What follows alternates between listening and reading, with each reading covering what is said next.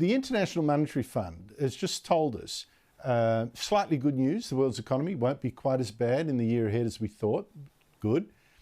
But it says it says there's only going to be one country of the 7 big industrialised economies that's going to go backwards, and that country is Germany. What lesson do you take out of that?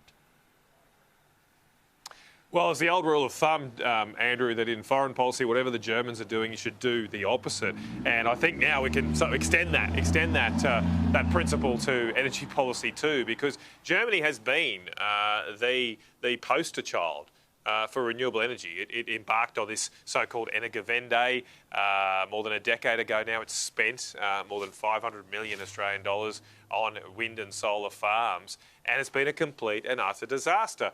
It is very sad too, though, Andrew, because prior to this, German manufacturing was known all around the world. It was their foundation of their economy, and it was very, very strong. Even though they did have high labour costs, they still had a very strong manufacturing sector. But that's been almost completely destroyed. And it's not just a forecast from the IMF. This week, the figures came out of the state of manufacturing industries across the world. The German figure was at 38, and on these indexes, 50 means you're maintaining the size of your manufacturing industry. These are the so-called PMI indices.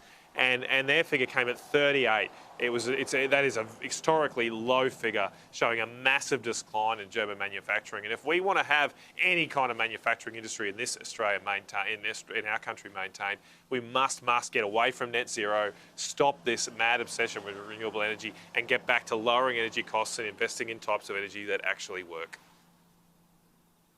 Spot on. Matt Canavan, where are you standing? That's not the most romantic view I've seen, but where are you?